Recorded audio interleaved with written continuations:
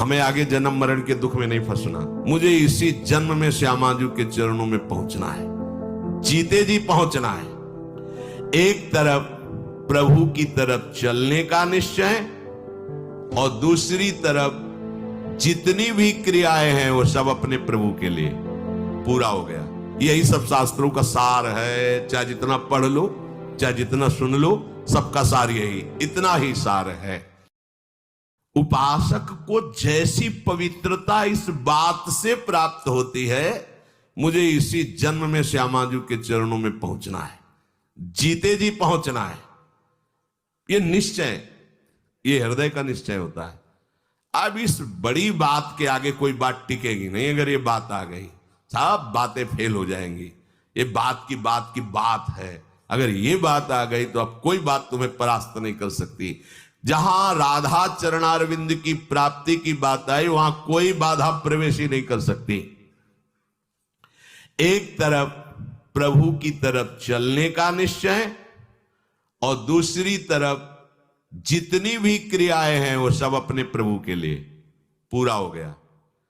अब इससे बड़ा कोई पवित्र नहीं, इससे बड़ा कोई अनुष्ठान नहीं, इससे बड़ा कोई ज्ञान नहीं।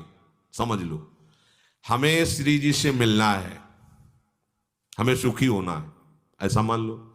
हमें आगे जन्म मरण के दुख में नहीं फंसना, हमें प्रभु से मिलना है, ये पहला निश्चय। अब इसको क्रियान्वित करो। जितनी मन वचन कर्म से चेष्टाएं वो सब आराध्य देव के लिए करो। बस सारा ज्ञान हो गया। यही सब शास्त्रों का सार है। चाहे जितना पढ़ लो, चाहे जितना सुन लो, सबका सार यही, इतना ही सार है। हरि से विमुख हो और भोगों के संग्रह में, भोगों के भोगने में लगे हो, इससे बड़ा कोई पाप नहीं है। इसमें सब पाप समाहित हो जाएंगे।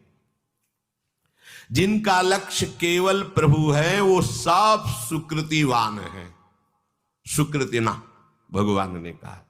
और जिनका लक्ष्य भोग संग्रह और भोग भोगना है वो दुष्कृति है, वो मूढ़ है।